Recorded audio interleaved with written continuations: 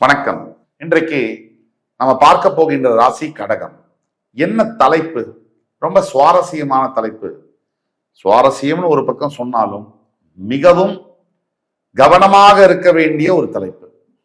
அதாவது இன்றைய கால சூழ்நிலையில் பல குடும்பங்கள் சிதறுவதற்கான one of the main reason, ஒரு முக்கிய காரணம் தேவையில்லா உறவுகள். திருமண பந்தத்தில் இருக்கக்கூடிய பல அன்பர்கள் திருமண வாழ்க்கையில் ஏதோ ஒரு சலிப்பு, வெறுப்பு, ஒரு பிடிக்காம போகக்கூடிய தன்மை, பல காரணங்கள் இருக்கு, நூற்றுக்கணக்கான காரணங்களுக்கெல்லாம் இன்றைய கால சூழ்நிலையில் பெரும்பாலான திருமண பந்தங்கள்ல மேரேஜ் ரிலேஷன்ஷிப் பிரேக் ஆகுது வந்து ட்ரஸ்ட் ஃபேக்டர், கேரக்டர் இஷ்யூஸ்னால, தேவையில்லாத உறவுகள்னால. ஒண்ணு உண்மையிலேயே அவங்க எந்த தப்பும் பண்ணல, இல்ல தப்பு பண்ணிருக்காங்க, அது குடும்பத்தை பாதிச்சிருக்கு. இது ரெண்டு தான். தப்பு பண்ணாதவங்களை சந்தேகிச்சும் விவாகரத்து நடந்திருக்கு, தப்பு பண்ணவங்களை வெறுத்தும் விவாகரத்து நடக்குது.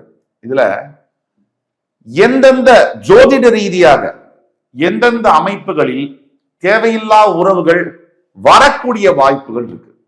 எதுக்கு இதை சொல்றோம் அப்படின்னா, இது ஒரு நெகட்டிவ் சப்ஜெக்ட் அப்படிங்கிறதுனால இல்லை. இந்த மாதிரி விஷயங்கள், இந்த மாதிரி அமைப்புகள் தெரிஞ்சுக்கிட்டா, இந்த இன்ஃபர்மேஷன் தெரிஞ்சுக்கிட்டா, ஓ நம்ம ஜாதகத்துல இப்படி இருக்கு, இந்த மாதிரி ஏதாவது extra marital affair, extra relationship வருதுன்னா அதை எப்படி நம்ம அவாய்ட் பண்ணிக்க முடியும் அப்படிங்கிறதுக்காக தான் இந்த எபிசோட் நம்ம தொகுத்து வழங்குறோம்.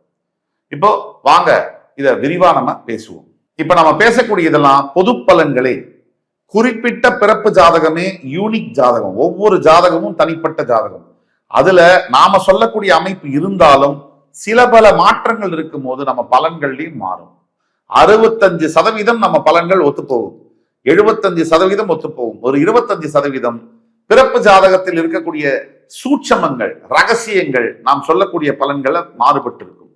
உங்களுக்கு ஏதாவது சந்தேகம் இருக்குன்னா கீழே கொடுக்கப்பட்டுள்ள வாட்ஸ்அப் நம்பர்ல எங்களை தொடர்பு கொண்டு பேசும்போது உங்களுடைய ஜாதகத்தை ஆன்லைன் முறையிலோ அல்லது நேரிலோ பார்த்து துல்லியமாக, இப்போ ஒரு பிரச்சனை போயிட்டு இருக்கு அப்படின்னா அதுக்குண்டான சொல்யூஷன் என்ன, சொல்யூஷன் வருமா இல்லையா, சொல்யூஷன் எப்ப வரும், அந்த சொல்யூஷன் எப்படி வரும், இதற்கான பதில நாம துல்லியமா கணித்து தர முடியும். வாங்க பார்க்கலாம், விரிவா பேசலாம். ஒரு கடகராசிக்காரருடைய ஜாதகத்துல லக்னம் லான் இருக்கு இல்லையா, அங்கிருந்து 5, 7, 8, 12, திருப்பியும் சொல்றேன் 5, 7, 8, 12 இந்த இடங்கள்ல சுக்கிரன் செவ்வாய் இணைந்திருந்தாலோ, செவ்வாய் ராகு இணைந்திருந்தாலோ இவங்களுக்கு தேவையில்லாத உறவுகள், இந்த எக்ஸ்ட்ரா மேரிட்டல் அஃபையர் என்பது வரக்கூடிய சாத்தியக்கூறுகள், பாசிபிலிட்டிஸ் ரொம்ப அதிகமா இருக்கு. இதை நம்ம புரிஞ்சுக்கணும். உடனே இந்த மாதிரி ஜாதகத்துல இருக்குன்னா கண்டிப்பா அவங்க எக்ஸ்ட்ரா மேரிட்டல் அஃபையர்ல தான் இருக்காங்கன்னு உறுதியா சொல்ல முடியாது. அதாவது 75% இந்த மாதிரி வரக்கூடிய பாசிபிலிட்டி இருக்கு. அப்படி வந்தால், ஒருவேளை ஆல்ரெடி அவங்களுடைய ஆக்டிவிட்டிஸ்ல நமக்கு சந்தேகம் இருக்கு அப்படின்னா பொறுமையா தான் டீல் பண்ணணும் இந்த பிரச்சனைகளை. இது ஆத்திரப்பட்டு கோவப்பட்டு நமக்கு இன்னொரு நபருக்கு, அதாவது இன்னொரு பார்ட்னருக்கு மிகப்பெரிய காயத்தை அது விளைவிக்கும், பயங்கர ஹர்ட்டை வந்து காமிக்கும். ஒரு சொந்த கணவர் தப்பு பண்ணிட்டார், மனைவி தப்பு பண்ணிட்டாங்கன்னா அதை விட ஒரு பெரிய காயம் இருக்க முடியாது. ஆனாலும் அந்த சந்தர்ப்பத்திலும் கூட குழந்தைகளுடைய எதிர்காலத்தை பாவிச்சு பொறுமையாத்தான் நம்ம டீல் பண்ணணும். அவசரப்பட்டா காரியம் கெட்டிடும். ஏன்னா இந்த அமைப்பே அக்ரஸிவான அமைப்பு. இந்த மாதிரி அமைப்பு இருக்கக்கூடியவர்களுடைய வாழ்க்கையில அவங்கள மட்டும் இல்ல, அவங்களை சுத்தி இருக்கிறவங்களையும் பாதிப்புகளை ஏற்படுத்தக்கூடிய வாய்ப்புகள் இருக்கு. இது ஒரு அமைப்பு. கடகராசியில பிறந்து உங்க லக்னத்திலேருந்து 5, 7, 8, 12 சுக்கிரன் செவ்வாயோ செவ்வாய் ராகுவோ சேர்ந்திருந்தால் தேவையில்லாத உறவு உங்களை அப்ரோச் பண்ணக்கூடிய வாய்ப்புகள் இருக்கும் போது நீங்க ஜாக்கிரதையா இருந்துக்கணும். அதுக்காக தான் நம்ம சொல்றோம், கவனமா இருக்கும். அதே மாதிரி நீங்க கடகராசி உங்க லக்னத்திலேருந்து பிறப்பு ஜாதகத்துல 7ஆம் இடத்துல ராகு மட்டும் தனிச்சிருந்தாலோ அல்லது சுக்கிரன் ராகு சேர்ந்து இருந்தாலோ இந்த தேவையில்லாத தொடர்புகள் வரும். ஒன்று, உங்களுக்கு உங்களுடைய ஒரு என்ன சொல்றது, ஒரு ஒரு ஒரு உங்களுடைய வாழ்க்கை முறைக்கு சம்பந்தம் இல்லாத நபருடைய தொடர்பு, உங்களுடைய ஒரு ஒரு என்ன சொல்றது, உங்களுடைய ஒரு ஒரு தரம் இருக்கும், நீங்க ஒரு தரத்துல இருப்பீங்க, அதற்கு சம்பந்தம் இல்லாத ஒரு நபருடைய தொடர்புகள் வரக்கூடிய வாய்ப்புகள் உண்டு. இதை நீங்க கவனமா இருந்துக்கணும். இந்த மாதிரி சமயங்கள்ல சந்தர்ப்பங்கள்ல நீங்க ஒரு ஆண் கடகராசி அன்பர்னு வச்சுப்போம், உங்க சுய ஜாதகத்துல உங்க லக்னம் இருக்கிற இடத்துல இருந்து 7ஆம் இடத்துல ராகு தனிச்சிருந்தாலோ சுக்கிரன் ராகு சேர்ந்து இருந்தாலோ ஏதோ ஒரு உங்க தரம்க்கு சம்பந்தம் இல்லாத ஒரு பெண் உங்களை தொடர்புக்கு கொள்ள முயற்சி பண்ணுவாங்க, உங்களை அணுக முயற்சி பண்ணுவாங்க. தவறான ஒரு உறவுக்கு அது வழிவகுக்க கூடும். அங்க நீங்க ஜாக்கிரதையாக கவனமாக இருக்க வேண்டும்.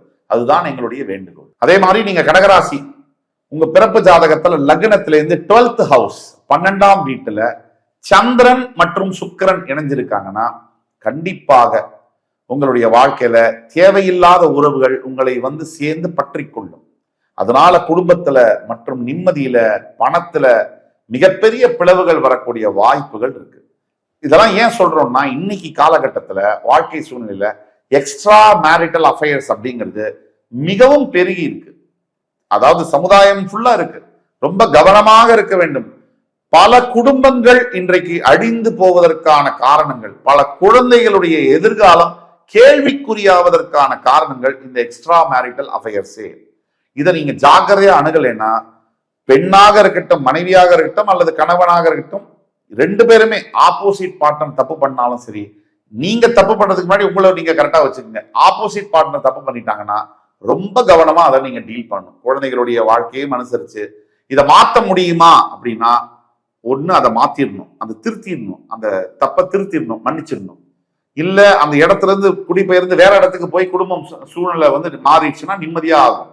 அதை விட்டுட்டு அதே இடத்துல இருந்தீங்கன்னா இன்னும் மொத்த குடும்பத்தையும் அது பாதிக்கக்கூடிய, எந்த தவறும் செய்யாத குழந்தைகளை பாதிக்கக்கூடிய, இன்னைக்கு அதுதான் நடக்குது. எதுவுமே தப்பு செய்யலாத குழந்தைகள், அப்பா அவர் தப்பு பண்றாரு இல்ல அம்மா தப்பு பண்றாங்கன்னா குழந்தைகள் தான் பாதிக்கப்படக்கூடியது.